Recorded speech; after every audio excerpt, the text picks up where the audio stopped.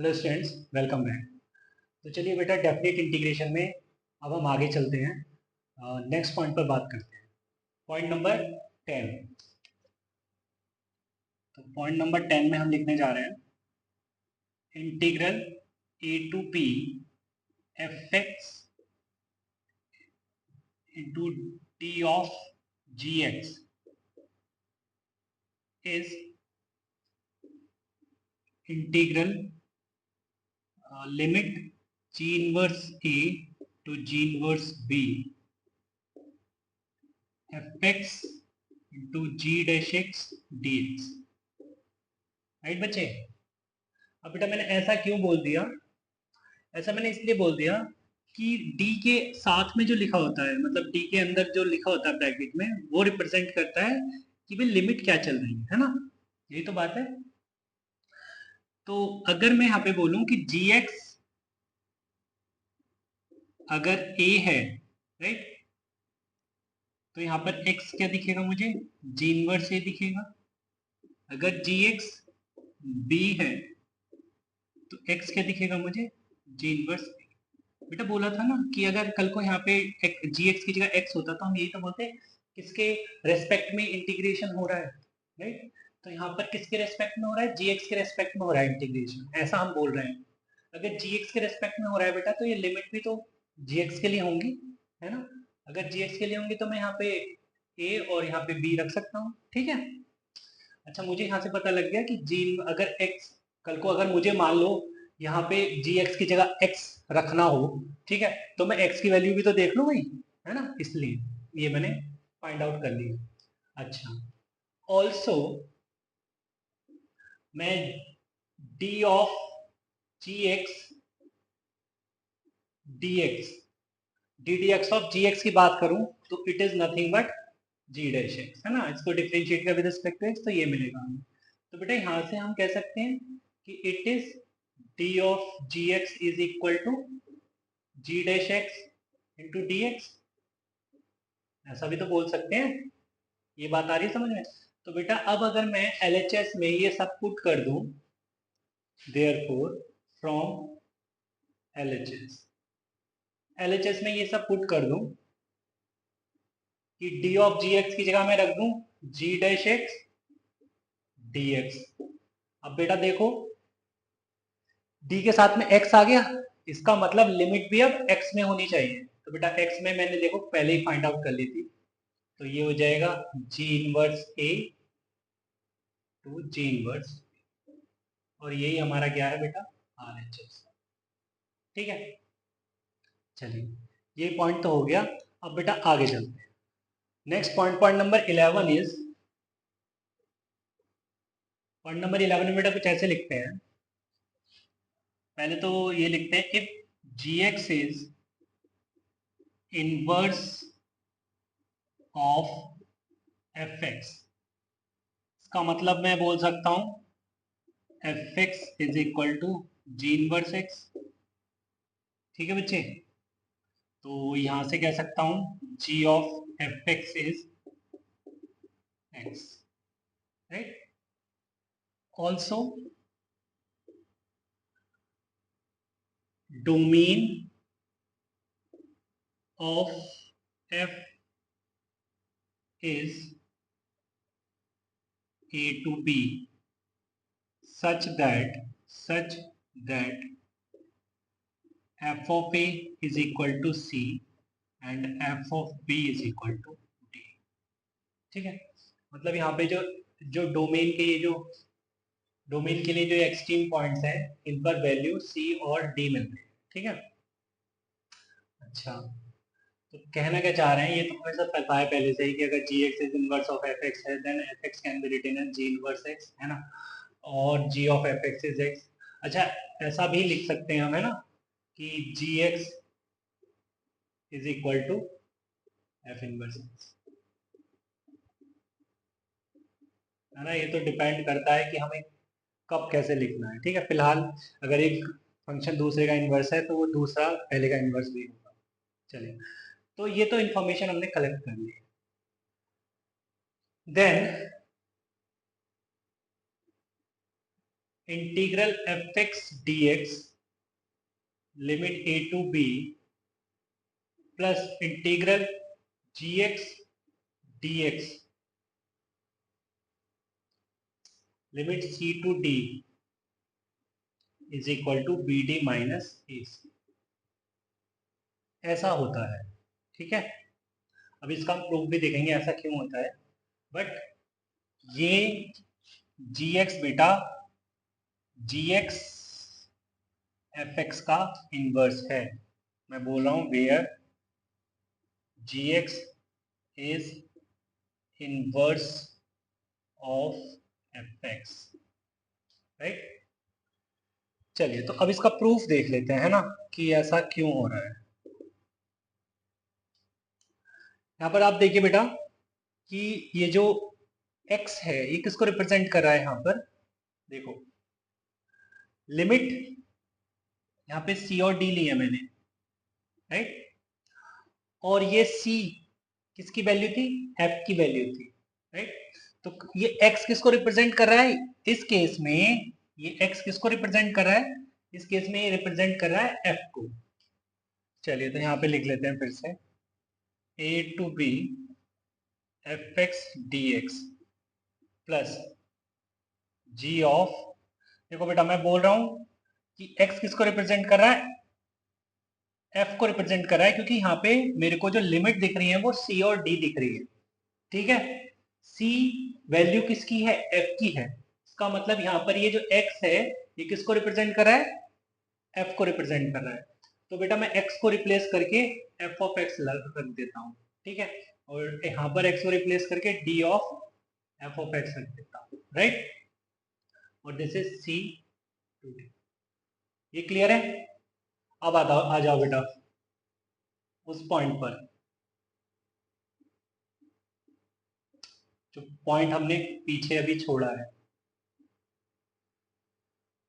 वो पॉइंट ये कहता है कि भैया अगर ये एफ एक्स है, ठीक है, और तुम बात एक्स में ही करना चाहते हो, तो अगर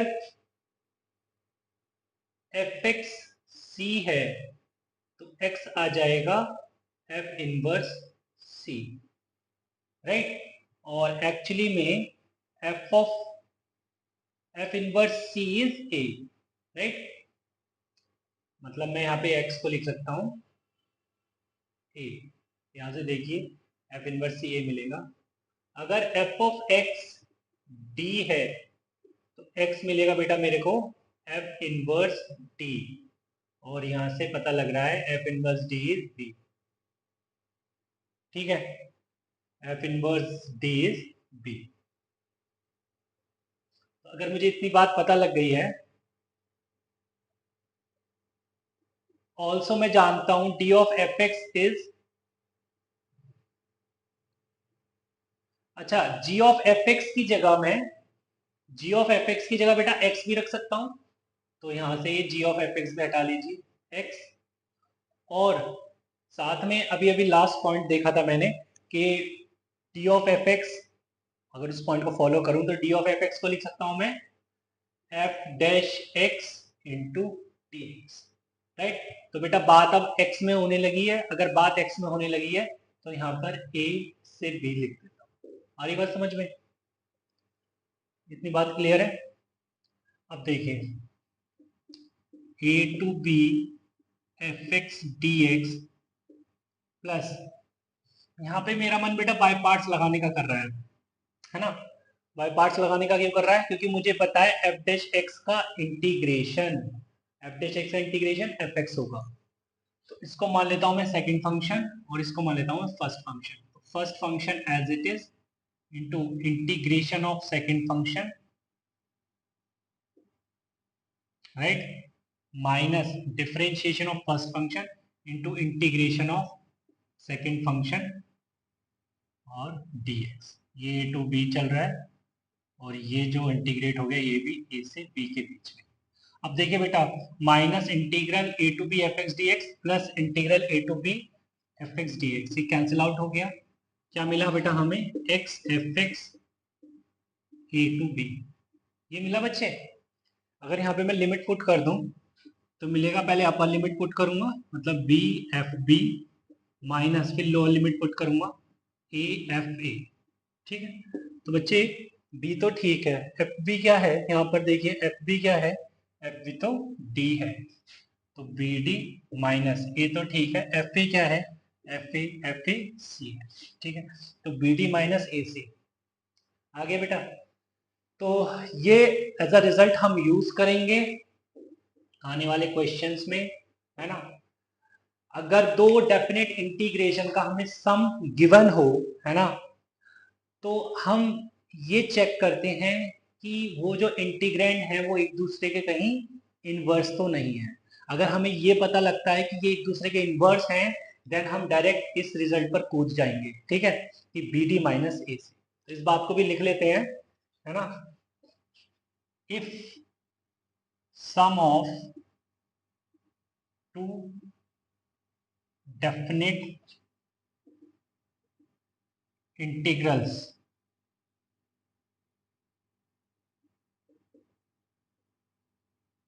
is given,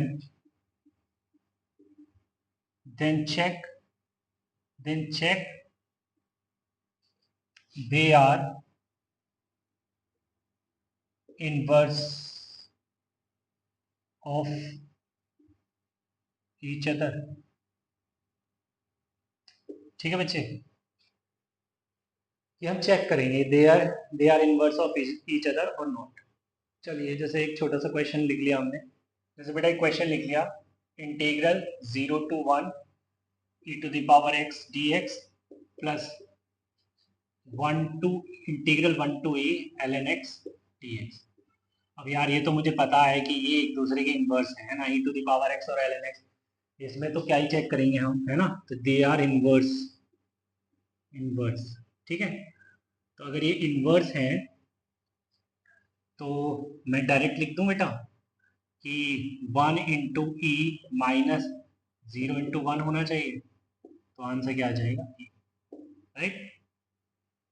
चलिए देखिए बेटा, तो एक क्वेश्चन और लिख दिया मैंने, integral 0 to 1 e to the power root over e to the power x dx plus integral e to the power, sorry, plus integral e to the power root over e to ln of ln x dx। ठीक है, तो जैसे ही मुझे दो integral का सम given दिखा, ठीक है, तो मैंने देखा यार ये एक दूसरे के कहीं इनवर्स तो नहीं है। अब ऐसे देखते ही पता तो नहीं लगेगा, है ना। तो हमने ना इसको, इसका इन्वर्स फाइंड करने की सोची। ठीक है, तो इन्वर्स जैसे फाइंड करते हैं कि पहले हम गिवन फंक्शन को y मान लेते हैं, let y is equal to e to the power root over e to the power x। ठीक है, तो अगर मैं log लेता हूँ इसको नीचे उतारने के लिए, तो log y is equal to, इसको इसको नीचे उतार दिया बाय प्रॉपर्टी, और ये दिख रहा है log a, राइट।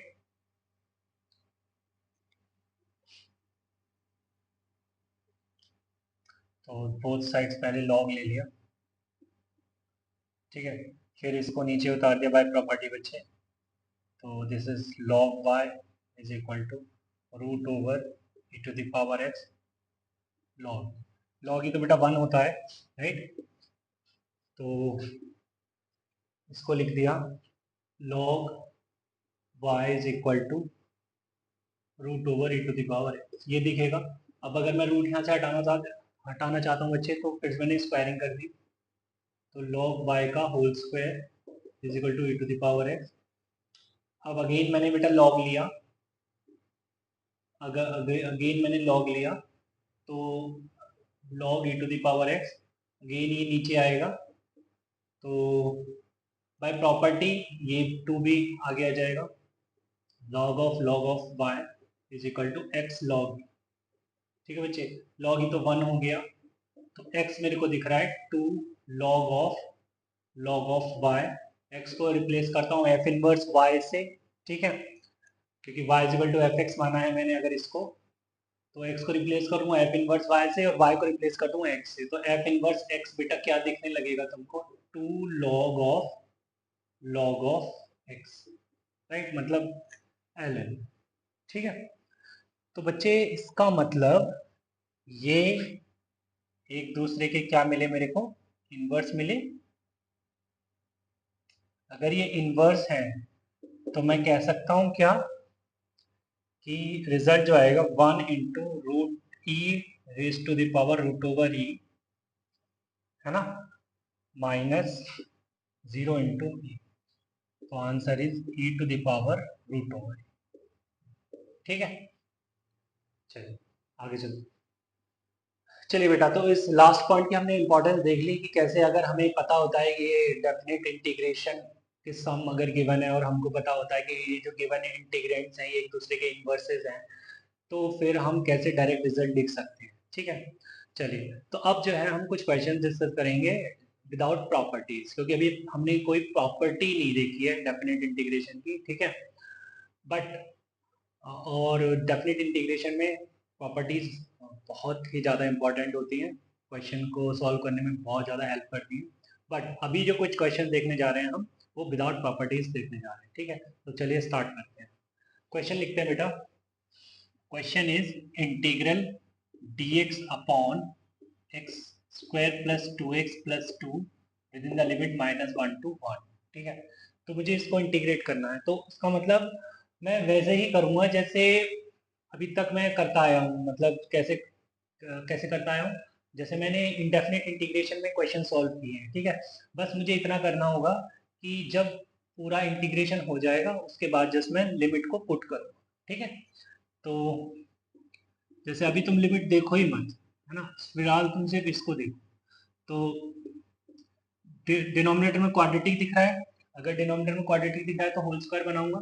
तो होल स्क्वायर बनाने के लिए मुझे x+1 का होल स्क्वायर प्लस 1 दिख रहा है। ठीक है, 2 से 1 ले लिया तो ये x square plus 2x plus 1 बन गया, x+1 का होल स्क्वायर प्लस 1। तो बेटा ये तो हो गया कैसा, कुछ इस तरीके का dx upon x square plus ए स्क्वायर टाइप हो गया, है ना। और इसका इंटीग्रेशन क्या होता है, 1/a tan inverse x upon A plus, ऐसा होता है। तो x की जगह यहाँ पे x+1 है और a की जगह यहाँ पे 1, तो मैं लिखूंगा 1/1 tan इनवर्स x अपॉन 1। ठीक है, यहाँ पे प्लस c लिखने की जरूरत नहीं है कि एट द एंड वो कैंसिल हो ही जाना है। ठीक है, तो 1 को भी शो करने की जरूरत नहीं है, तो ये हो जाएगा tan inverse of x+1 with in the limit -1 to 1। ठीक है, अब बेटा मैं लिमिट पुट कर दूं, यहाँ पे अगर मैं लिमिट पुट कर देता हूँ तो पहले अपर लिमिट पुट करूंगा x की प्लेस पर, फिर लोअर लिमिट पुट करूंगा। ठीक है, तो ये कुछ इस तरीके से दिखेगा, लोअर लिमिट पुट करते हैं, अपर लिमिट पुट करते हैं, बीच में क्या लगाते हैं, माइनस। तो ये दिखेगा बेटा tan इनवर्स 2 माइनस ये दिखेगा बेटा tan इनवर्स 0। हमें पता है tan इनवर्स 0 क्या होता है, 0 होता है, तो आंसर इज tan इनवर्स 2। ठीक है, this is a final answer. चलिए आगे चलते, चलिए बच्चे, तो question is integral π/4 to π/2 √1 - sin2x dx। तो रूट लगा है और अंदर 1 - sin2x लिखा है, तो 1 - sin2x को बच्चे में लिख सकता हूँ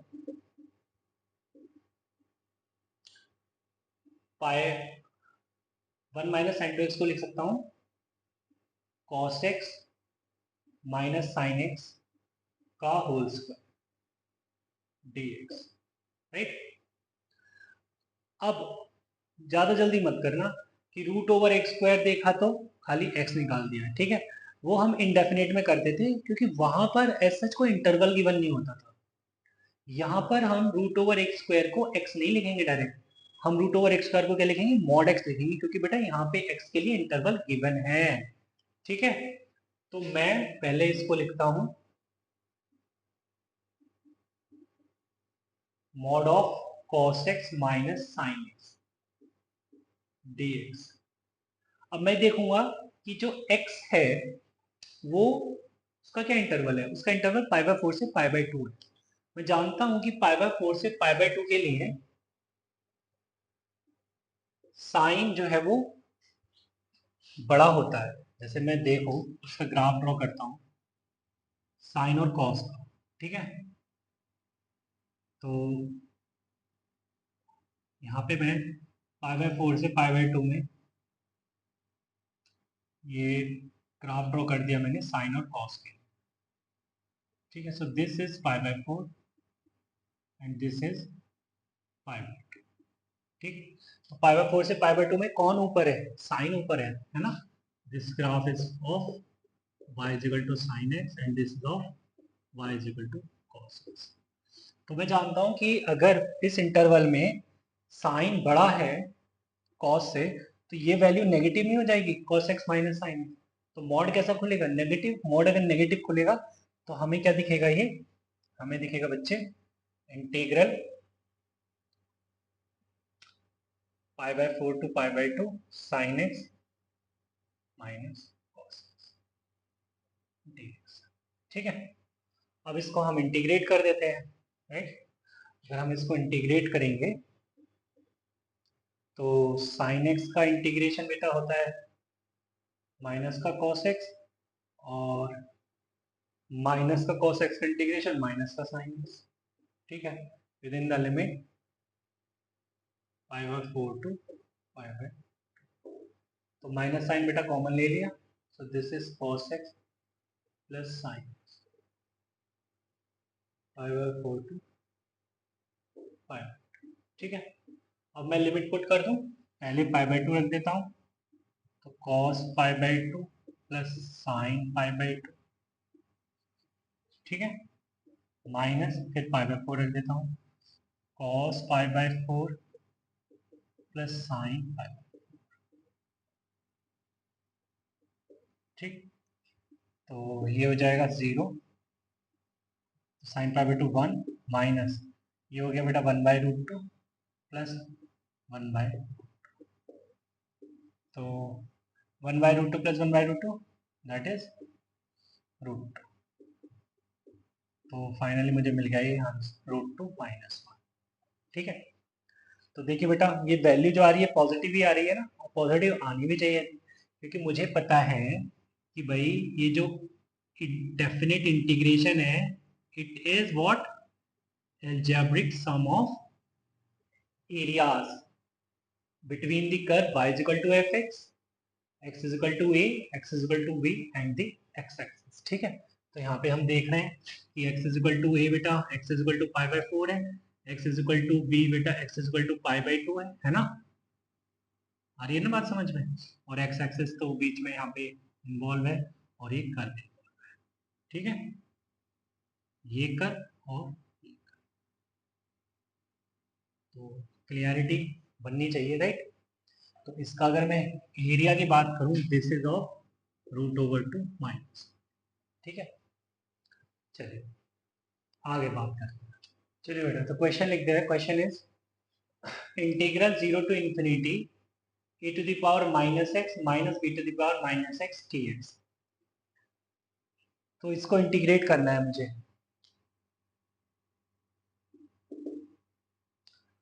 तो इसको इंटीग्रेट करना है, तो इसको इंटीग्रेट करने के लिए यार ये तो बड़ा सिंपल है ना, e to the power minus x का इंटीग्रेशन नहीं आता है क्या, है ना। तो ऐसी बातें मत करो कि लाचारी वाली। A to the power minus x का इंटीग्रेशन नहीं बच्चे, a to the power minus x upon ln a, और डिनोमिनेटर में -1 क्यों आएगा? क्योंकि हम x का कोफिशिएंट क्या देखा है? -1 देखा है। तो ये आ जाएगा बेटा a to the power minus x upon ln a, और माइनस भी लगा दिया मैंने साथ में डिनोमिनेटर, ठीक है। Within the limit 0 to infinity minus यहाँ पे b to the power minus x upon minus ln b दिखेगा, और within the limit 0 to infinity, ठीक। तो इस माइनस को भी ऊपर कर दो और इस माइनस को निकाल के यहाँ पे प्लस लगा दो, ठीक है। अब मैं लिमिट पुट करता हूँ, तो minus a to the power minus infinity upon ln a minus a to the power, ये माइनस माइनस हो गया plus a to the power 0 upon ln, ठीक है, plus b to the power minus infinity upon ln b minus b to the power 0 upon ln b, ठीक, a to the power minus infinity, अगर a बेटा greater than 1 है तो ये हो जाएगा 0। इसी तरीके से b to the power minus infinity, अगर बी ग्रेटर देन 1 है तो हो जाएगा 0। ठीक है, तो ए टू द पावर 0 मतलब 1, 1 upon l n a minus 1 upon l, this is final answer. ठीक है, चलिए चलिए बेटा, तो क्वेश्चन लिख दिया है। Question is integral 0 to infinity dx upon x square plus 4 into x square plus 9। ठीक है,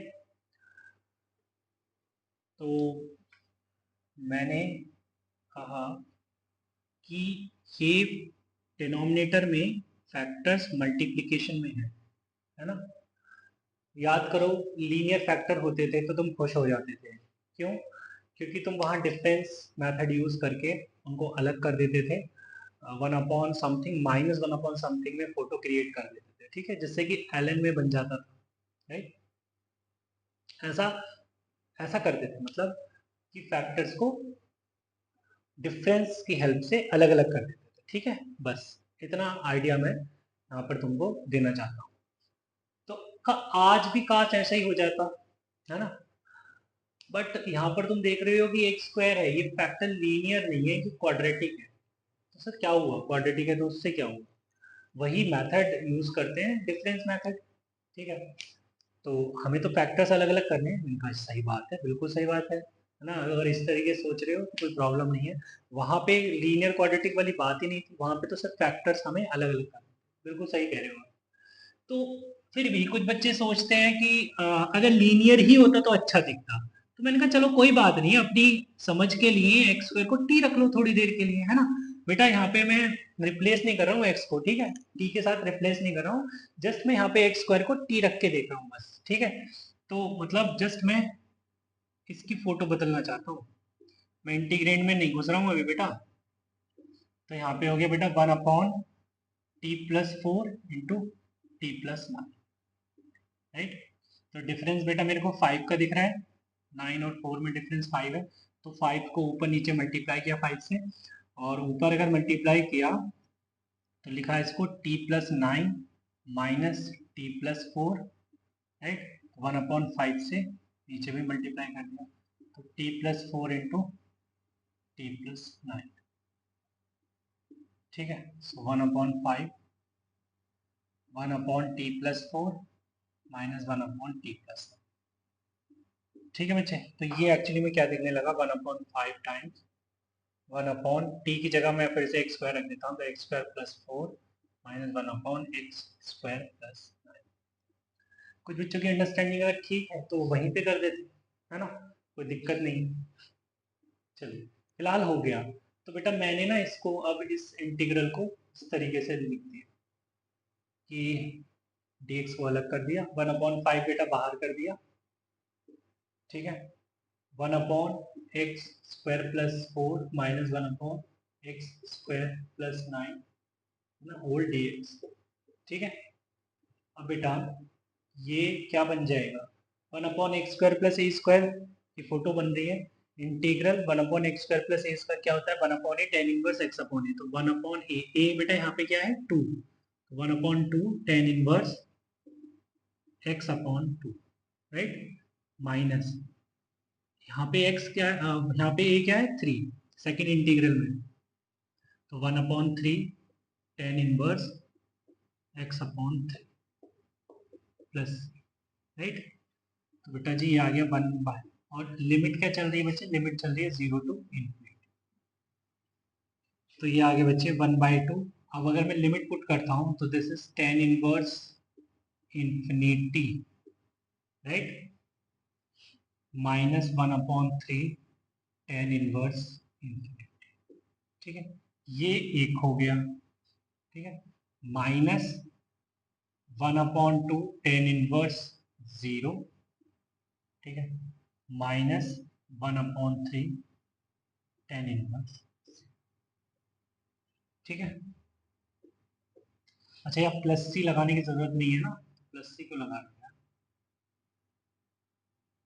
ओके फाइन बच्चे, अब देखो टेन इनवर्स 0 0, टेन इनवर्स 0 0, तो ये तो दूसरा ब्रैकेट तो 0 ही बन गया, है ना।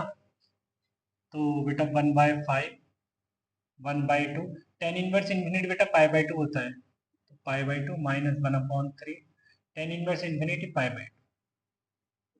बेटा ये हो गया pi by four minus pi by six.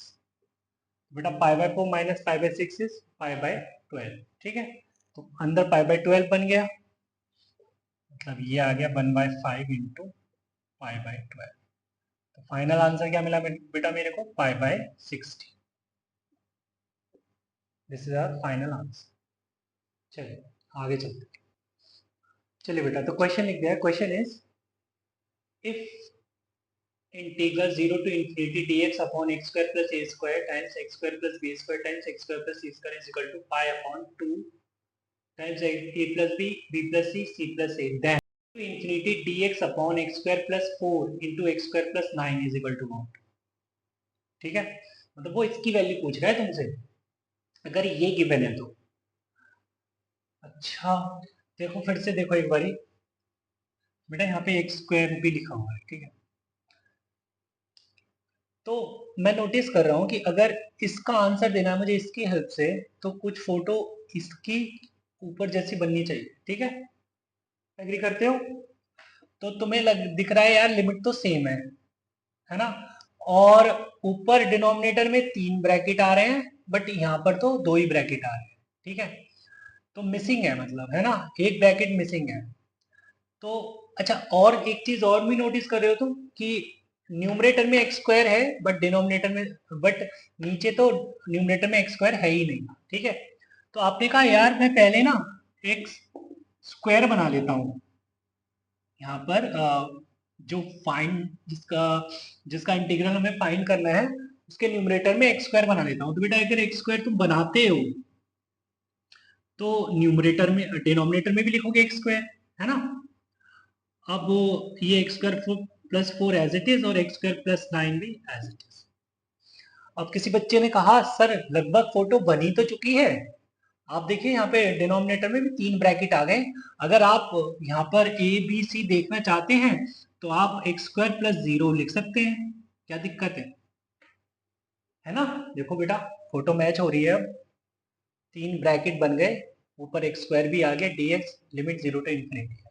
तो अगर मैं कंपेयर करूंगा यहाँ से, तो बेटा कंपेयर करूंगा तो यहाँ से a की वैल्यू क्या दिख रही है मुझे, 0, b की वैल्यू दिख रही है मुझे 2, और c की वैल्यू दिख रही है मुझे 3। क्योंकि बेटा सी स्क्वायर 9, बी स्क्वायर 4 और ए स्क्वायर 0, तो ए बी सी मिल गए मेरे को। अगर बेटा मेरे को ए बी सी मिल गए, तो इसका आंसर तो मुझे पता होना चाहिए डायरेक्ट, क्या है, pi upon 2 a plus b, b plus c और सी प्लस ए, राइट।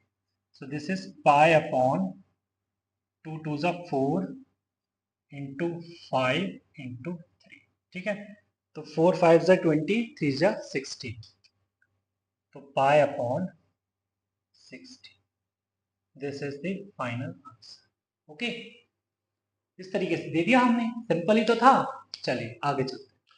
चलिए बेटा, तो मैंने क्वेश्चन 2 लिख दिए हैं बोर्ड पर, है ना, वन बाय वन देखते हैं। Integral 0 to 2a dx upon root over 2ax minus x square, ठीक है बच्चे। तो डिनोमिनेटर में हम देख रहे हैं कि रूट के अंदर क्वाड्रेटिक है, तो रूट के अंदर अगर क्वाड्रेटिक है तो भी होल स्क्वायर कंप्लीट करते हैं हम, ठीक है। हमें पता है फॉर्मूलेज क्या है, स्टैंडर्ड फॉर्मूले हमने लिख रखे हैं, है ना। तो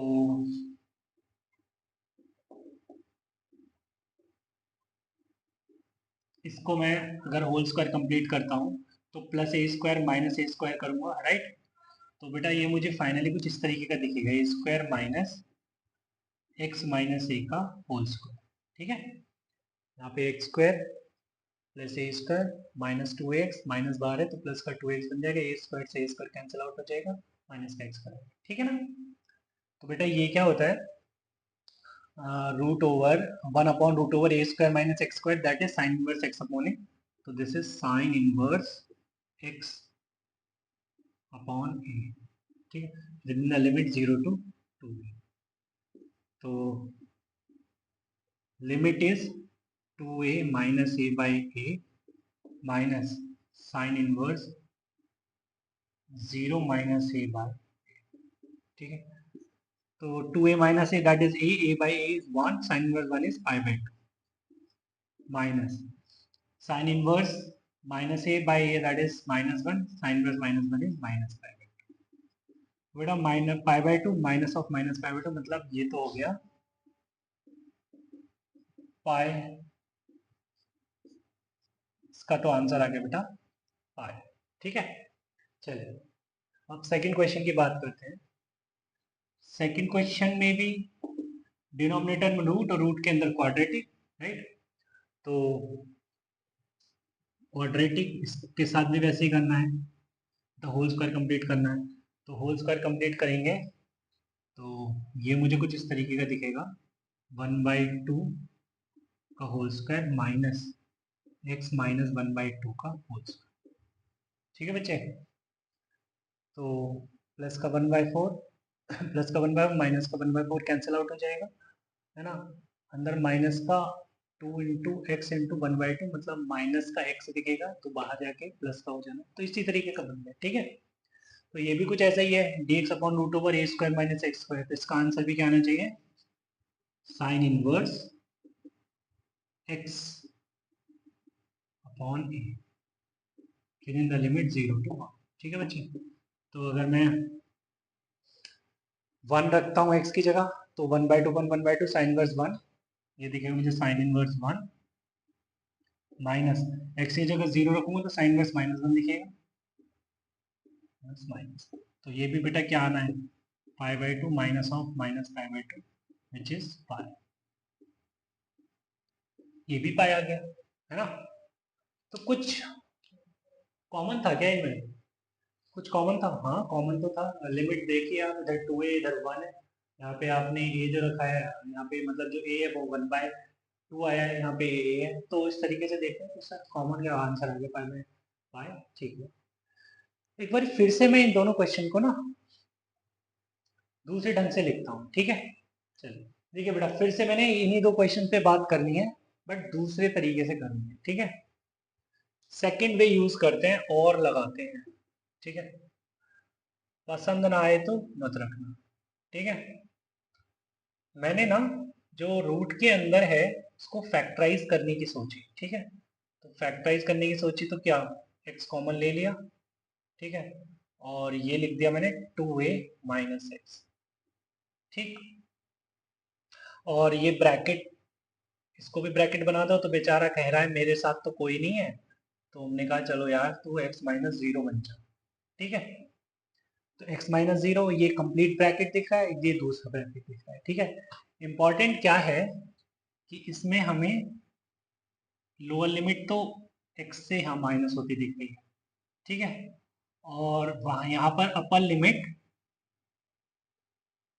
लिमिट से x होता दिख रहा है माइनस। तो आंसर यहाँ पे इसका अब क्या आ रहा है, पाई आ रहा है, जैसा कि तुमने देखा है ना। अगर इसकी बात करें तो इसको भी बेटा मैंने इसी तरीके से बना लिया, रूट ओवर x कॉमन लिया तो x माइनस 0 और यहाँ पे 1 माइनस एक्स। तो आप देख रहे हैं यहाँ पर x से लोअर लिमिट माइनस हो रही है और सेकंड ब्रैकेट में अपर लिमिट से x माइनस हो रहा है, तो इसका आंसर भी क्या आना चाहिए, पाई आना चाहिए, और वो आएगा भी, ठीक है। तो बेटा इसका मतलब अब बेटा हमने इन दो क्वेश्चंस को देख के ना हमने एक ट्रिक बना ली, ठीक है। और वो ट्रिक ये है कि a to b dx upon root over x minus a into b minus x अगर होता है तो आंसर बेटा पाई आता है, ठीक है। ये बात हम एज अ रिजल्ट लिख लेंगे, ठीक है। चलिए अब बेटा देखो, तुम रूट के अंदर क्वाड्रेटिक देख रहे हो, है ना। तो रूट के अंदर क्वाड्रेटिक देख रहे हो तो होल स्क्वायर तुम कंप्लीट ना करके तुम दूसरे रेस्पेक्ट में भी देखना चाहोगे। यहाँ पर दिख भी रहा है 7x जो है वो 2x 5x का मतलब सम ही आएगा। तो आप अगर इसको ऐसे देखें कि दो ब्रैकेट का प्रोडक्ट, ठीक है, तो आप अगर ऐसा बनाने की कोशिश करें x minus 2 into 5 minus x. तो क्या देखेंगे आप कि अगर इसका मैं प्रोडक्ट देखता हूं तो अल्टीमेटली मुझे ये बन जाएगा, ये मिल जाएगा। ठीक है, तो अगर ऐसा हो रहा है, ठीक है, कि यहाँ पे 5 देख रहे हैं और यहाँ पे 2 देख रहे हैं, तो आंसर क्या आना चाहिए? आंसर तो पाई आना चाहिए। ठीक है ना? अरे भाई ऑब्वियस सा थॉट आएगा ना बच्चे के अंदर, बच्चे के दिमाग में क्या आएगा कि रूट के अंदर क्वाड्रेटिक आ रहा है ना, और डेफिनेट इंटीग्रेशन क्वेश्चन है, लिमिट मेरे को गिवन है, और 2 और 5 इन्वॉल्व है, यहाँ पे 7 भी है। तो मैं अगर ऐसे डायरेक्ट लिख के देख रहा हूँ तो इनका प्रोडक्ट कर रहा हूँ तो यही मेरे को मिल रहा है, तो डायरेक्ट आंसर लिखेगा ना वो पाई, इसमें क्या प्रॉब्लम है? चलिए आगे चलते हैं।